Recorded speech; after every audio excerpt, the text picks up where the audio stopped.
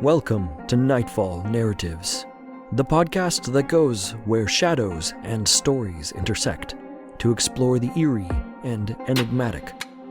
Join us as we journey into the heart of the unknown, immersing ourselves in tales of suspense and terror.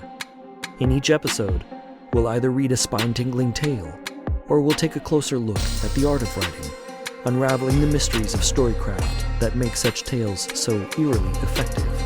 So, sit back, relax, and feel the embrace of the mysterious as we embark on this journey into the heart of the night.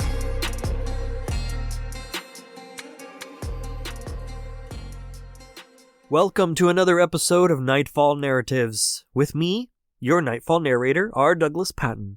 In this episode, we are going to read Stave 5, the finale of the classic tale A Christmas Carol by Charles Dickens. Be sure to stick around as always for the follow-up episode as we will analyze and discuss the redemption archetype. We'll also discuss how you can implement this archetype into your own tale-telling to enhance your narratives and deepen your themes. So, without any further fanfare, Nightfall Narratives presents A Christmas Carol by Charles Dickens.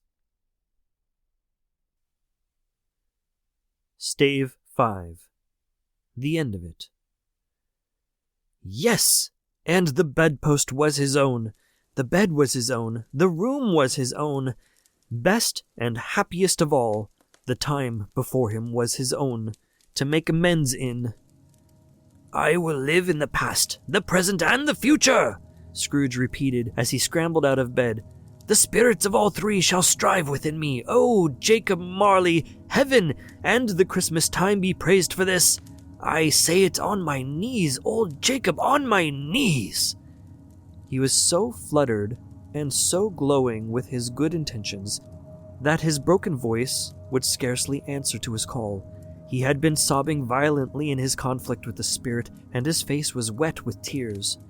"They are not torn down," cried Scrooge, folding one of his bed curtains in his arms. "They are not torn down, rings and all. They are here. I am here. The shadows of the things that would have been may be dispelled. They will be. I know they will." His hands were busy with his garments all this time, turning them inside out, putting them on upside down, tearing them, mislaying them, making them parties to every kind of extravagance. "I don't know what to do," cried Scrooge, laughing and crying in the same breath, and making a perfect Laocoon of himself with his stockings. "I am as light as a feather. I am as happy as an angel. I am as merry as a schoolboy. I am as giddy as a drunken man. A Merry Christmas to everybody. A Happy New Year to all the world.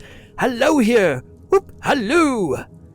He had frisked into the sitting room, and was now standing there perfectly winded. "There's the saucepan that the gruel was in," cried Scrooge, starting off again, and going round the fireplace. "There's the door by which the ghost of Jacob Marley entered. There's the corner where the ghost of Christmas Present sat. There's the window where I saw the wandering spirits. It's all right. It's all true. It all happened. Ha ha ha ha!" Really, for a man who had been out of practice for so many years, it was a splendid laugh, a most illustrious laugh, the father of a long, long line of brilliant laughs. "I don't know what day of the month it is," said Scrooge. "I don't know how long I've been among the spirits. I don't know anything. I'm quite a baby. Never mind, I don't care. I'd rather be a baby. Hallo, whoop, hallo here." He was checked in his transports by the churches ringing out in the lustiest peals he had ever heard. Clash, clang, hammer, ding, dong, bell. Bell, dong, ding. Hammer, clang, clash. Oh, glorious, glorious. Running to the window, he opened it and put out his head. No fog, no mist, clear, bright, jovial, stirring, cold. Cold, piping for the blood to dance to. Golden sunlight, heavenly sky, sweet fresh air, merry bells. Oh, glorious, glorious. "What's today?" cried Scrooge, calling downward to a boy in Sunday clothes, who perhaps had loitered in to look about him. "Eh?" returned the boy with all his might of wonder. "What's today, my fine fellow?" said Scrooge. "Today?" replied the boy. "Why, it's Christmas Day." "It's Christmas Day," said Scrooge to himself. "I haven't missed it. The spirits have done it all in one night. They can do anything they like. Of course they can. Of course they can. Hello, my fine fellow." "Hello," returned the boy. "Do you know the poulterers in the next street but one, at the corner?" Scrooge inquired. "I should hope I did," replied the lad. "An intelligent boy," said Scrooge. "A remarkable boy. Do you know whether they've sold the prize turkey that was hanging up there? Not the little prize turkey, the big one?" "What? The one as big as me?" returned the boy. "What a delightful boy," said Scrooge. "It's a pleasure to talk with him. Yes, my buck." "It's hanging there now," replied the boy. "Is it?" said Scrooge. "Go and buy it." "Walk-er," exclaimed the boy. "No, no," said Scrooge. "I am in earnest. Go and buy it, and tell him to bring it here, that I might give them the direction where to take it. Come back with the man, and I'll give you a shilling. Come back with him in less than 5 minutes, and I'll give you half a crown." The boy was off like a shot. He must have had a steady hand at a trigger who could have got a shot off half so fast. "I'll send it to Bob Cratchit's," whispered Scrooge, rubbing his hands and splitting with a laugh. "He shan't know who sends it. It's twice the size of Tiny Tim. Joe Miller never made such a joke as sending it to Bob's will be." The hand in which he wrote the address was not a steady one, but write it he did, somehow, and went downstairs to open the street door, ready for the coming of the poulterer's man. As he stood there, waiting his arrival, the knocker caught his eye. "I shall love it as long as I live," cried Scrooge, patting it with his hand. "I scarcely ever looked at it before. What an honest expression it has in its face. It's a wonderful knocker. Here's the turkey. Hallo, whoop! How are you? Merry Christmas!" It was a turkey. He never could have stood upon his legs, that bird. He would have snapped them short off in a minute, like sticks of sealing wax. "Why, it's impossible to carry that to Camden Town," said Scrooge. "You must have a cab." The chuckle with which he said this, and the chuckle with which he paid for the turkey, and the chuckle with which he paid for the cab, and the chuckle with which he recompensed the boy, were only to be exceeded by the chuckle with which he sat down breathless in his chair again, and chuckled till he cried. Shaving was not an easy task, for his hand continued to shake very much, and shaving requires attention, even when you don't dance while you're at it. But if he had cut the end of his nose off, he would have put a piece of sticking plaster over it, and been quite satisfied. He dressed himself, all in his best, and at last got out into the streets. The people were by this time pouring forth as he had seen them with the ghost of Christmas present, and walking with his hands behind him, Scrooge regarded every one with a delighted smile. He stood so irresistibly pleasant, in a word, that 3 or 4 good-humored fellows said, "Good morning, sir, a Merry Christmas to you," and Scrooge said often afterwards that of all the blithe sounds he had ever heard, those were the blithest in his ears. He had not gone far, when coming on towards him, he beheld the portly gentleman who had walked into his counting-house the day before, and said, "Scrooge and Marley's, I believe." It sent a pang across his heart to think how this old gentleman would look upon him when they met, but he knew what path lay straight before him, and he took it. "My dear sir," said Scrooge, quickening his pace, and taking the old gentleman by both hands, "how do you do? I hope you succeeded yesterday. It was very kind of you. A Merry Christmas to you, sir." "Mr. Scrooge?" "Yes," said Scrooge. "That is my name, and I fear it may not be pleasant to you.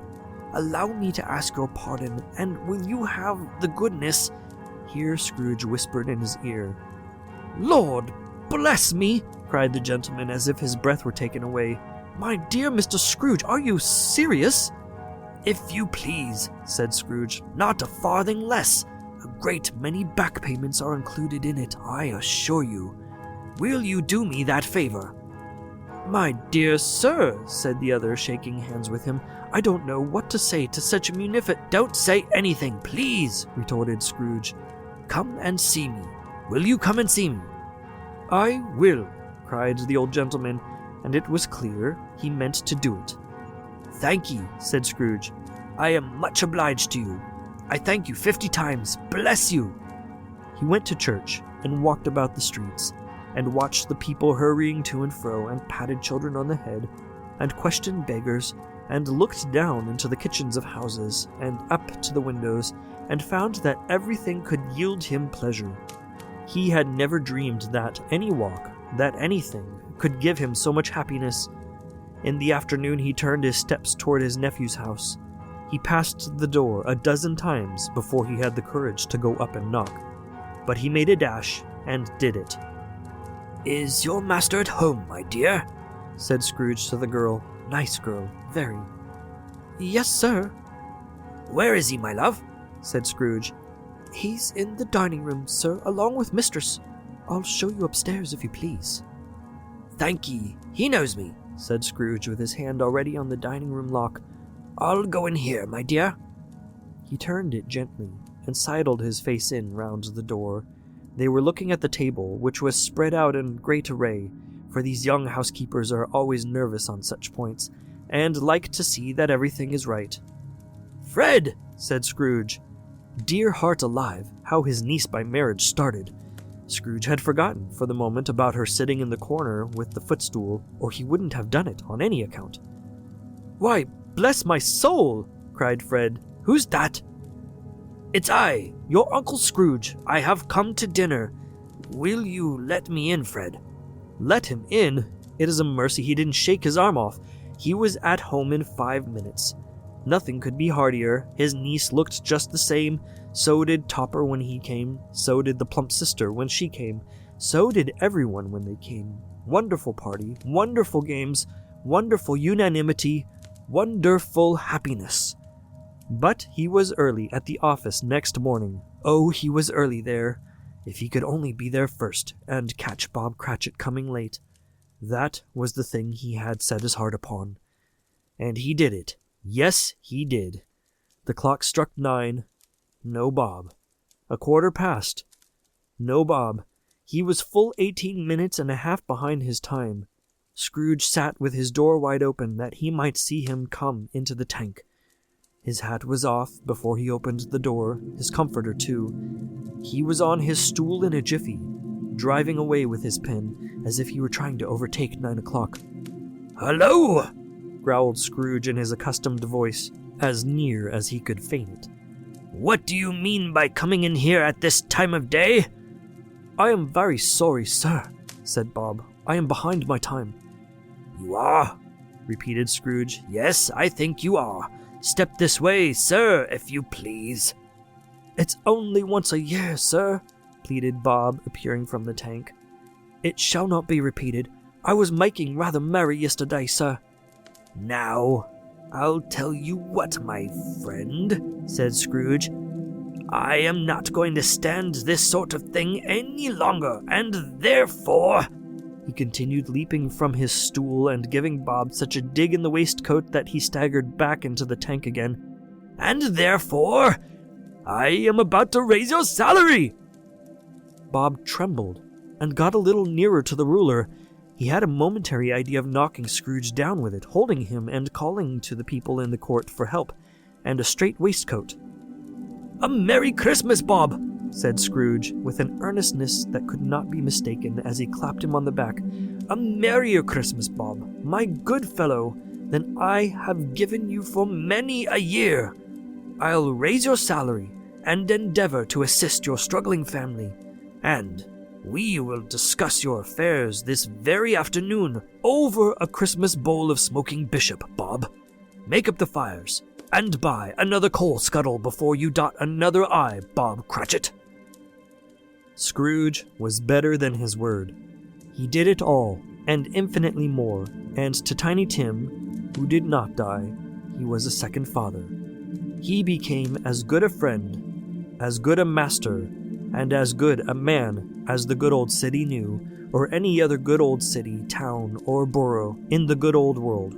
Some people laughed to see the alteration in him, but he let them laugh, and little heeded them, for he was wise enough to know that nothing ever happened on this globe for good, at which some people did not have their fill of laughter in the outset.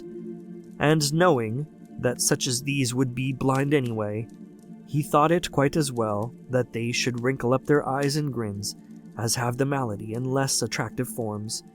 His own heart laughed, and that was quite enough for him. He had no further intercourse with spirits, but lived upon the total abstinence principle ever afterwards, and it was always said of him that he knew how to keep Christmas well. If any man alive possessed the knowledge, may that be truly said of us, and all of us. And so, as Tiny Tim observed, God bless us, every one. As the shadows lengthen and the night falls, we come to the end of another episode of Nightfall Narratives. We hope you found our exploration of dark and mysterious storytelling and the art of writing thought-provoking and haunting. Remember, the stories we tell have the power to both chill us to the bone and inspire us to create our own. Join us again for our next episode, and until then, keep your eyes open and your mind curious, for anything is possible.